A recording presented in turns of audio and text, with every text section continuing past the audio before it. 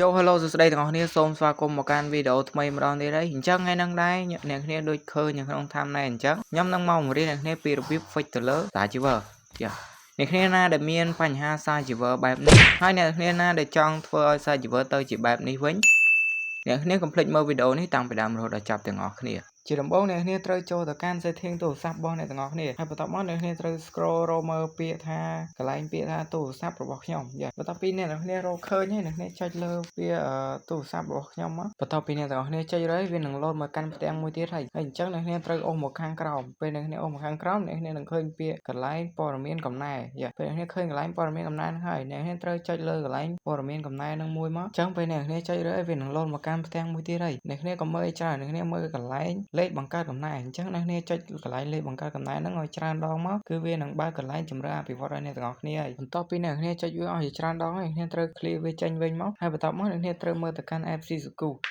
នោះអ្នកគ្នាអាចទៅ down បាននៅក្នុង Play Store ឬក៏ Google Chrome ក៏បានដែរបន្ទាប់អ្នកគ្នា down បានហើយអ្នកគ្នាអាចចុចចូលមកក្នុង app Sisku ហ្នឹងមកបន្ទាប់ពីចូលមកក្នុង app ហ្នឹងហើយអ្នកគ្នាត្រូវអូសវាមកខាងក្រោមមកអ្នកគ្នានឹងឃើញកន្លែង3នេះហើយបន្ទាប់មកអ្នកគ្នាត្រូវចុចកន្លែងកណ្ដាលហ្នឹងបន្ទាប់មកអ្នកវានឹង load ផ្ទាំងមួយទៀតហើយអ្នកគ្នាចុចកន្លែងពណ៌ក្រហមហ្នឹងមកវានឹង load មកកាន់កន្លែងបើកការជូនដំណឹងហើយអញ្ចឹងអ្នកគ្នាចុចបើកវាមួយមកបន្ទាប់ពីយើងបើករួចហើយអ្នកគ្នាអាចចុចចេញវាវិញមកបន្ទាប់ពីយើងចេញហើយអ្នកគ្នាអាចអូសទៅក្រោមវិញហើយបន្ទាប់មកអ្នកគ្នាអាចចុចកន្លែងប៊ូតុងពណ៌ខៀវនឹងម្ដងទៀតដើម្បីយើងទៅបើកនៅក្នុងជម្រើសអភិវឌ្ឍម្ដងអូខេកន្លែងហ្នឹងខ្ញុំសូមបញ្ជាក់អ្នកនរគ្នាបន្តិចគឺយើងត្រូវប្រើអ៊ីនធឺណិត Wi-Fi ទោះបី Wi-Fi ហ្នឹងវាអត់មានអ៊ីនធឺណិតក៏ដោយក៏យើងអាចធ្វើវាបានដែរសំខាន់នៅតែយើងអាចភ្ជាប់វាជាមួយនឹង Wi-Fi អូខេអញ្ចឹងកុំឲ្យខាតពេលយូរអ្នកគ្នាអាចចុចតាមខ្ញុំហ្នឹងមកបន្ទាប់ពីអ្នកគ្នាចុចមកគឺវាលោតមកកាន់ជម្រើសអភិវឌ្ឍហើយមកដល់កន្លែងជម្រើសអភិវឌ្ឍហ្នឹងគឺអ្នកគ្នាត្រូវអូសមកខាងក្រោមអ្នកគ្នាអាចមើលអក្សរតាមខ្ញុំហ្នឹងបានអញ្ចឹងកន្លែងពីរហ្នឹងគឺចុចបើកវាទាំងពីរមកអូខេអ្នកគ្នាចុចបើកខាងលើមកហើយបន្ទាប់មកអ្នកគ្នាចុចបើកទី2មួយទៀតបន្ទាប់មកអ្នកគ្នាត្រូវចុចចូលកន្លែងទី2ហ្នឹង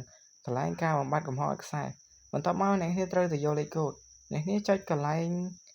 អ្នកគ្នាអាចចុចកន្លែងទី2ហ្នឹងមកដើម្បីវាលោតលេខកូដហើយវានឹងលោតផ្ទាំងមួយហើយដើម្បីឲ្យយើងវាយលេខកូដចូលទៅកាន់ app Sisku ហ្នឹងអូខេអ្នកគ្នាអាចមើលលេខកូដទៅលេខកូដអ្នកគ្នាគឺខុសពីលេខកូដរបស់ខ្ញុំគឺមិនអាចវាយដូចគ្នាបានទេអូខេអញ្ចឹងខ្ញុំវាយលេខកូដសិនបន្ទាប់ពីវាយលេខកូដរួចហើយអ្នកចុច enter វាទៅវានឹងចេញមកពាក្យថា you can Sisku you can start Sisku ហើយអញ្ចឹងមានន័យថាវាបានហើយអញ្ចឹងអ្នកចុចចេញវាវិញមកបន្ទាប់ពីអ្នកចេញហើយអ្នកត្រូវចេញមកកាន់ app Sisku ហើយអ្នកចុចទៅកន្លែង start កន្លែងទី3ខាងក្រោមគេហ្នឹងបន្ទាប់ពីអ្នកចុចកន្លែង start ហ្នឹងហើយវានឹងចេញឲ្យគ្នា3 second អញ្ចឹងបន្ទាប់ពី3 second មកអ្នកគ្នាវានឹង load ចេញវិញបន្ទាប់ពី load ចេញវិញអ្នកគ្នាអាចចុចចេញវាវិញបានហើយបន្ទាប់ពីអ្នកចុចចេញវិញមកគឺអ្នកគ្នាត្រូវចូលទៅកាន់ Sagiver ម្ដងបន្ទាប់ពីចូលមកកាន់ Sagiver ហើយអ្នកគ្នាត្រូវចូលទៅកាន់ Android Data ដើម្បីទៅមើល file ដែលអ្នកទាំងគ្នាដាក់ហ្នឹងគឺវាដំណើរការវិញនៅអញ្ចឹងវាអត់ដំណើរការទេអ្នកទាំងគ្នាត្រូវចូលទៅកាន់ tray 3ខាងលើរបស់ Sagiver អូខេអ្នកគ្នាចុចតាមខ្ញុំហ្នឹងមកចុចចូលទៅកន្លែង tray 3ខាងលើហើយបន្ទាប់មកគ្នាទៅចូលទៅកាន់កន្លែងពាក្យថា setting បន្ទាប់ចូលទៅកាន់ setting ហើយអ្នកគ្នាត្រូវចូលទៅកន្លែង root បន្ទាប់ពីចុចកន្លែង root ហើយអ្នកគ្នាត្រូវចុចខាងលើហ្នឹងបន្ទាប់មកអ្នកគ្នារើសយកទី2ខាងក្រោមអូខេបន្ទាប់មកអ្នកគ្នាត្រូវចុចបើកកន្លែង setting 2ហ្នឹងបន្ទាប់មកវាគ្រាសទាំង3ហើយ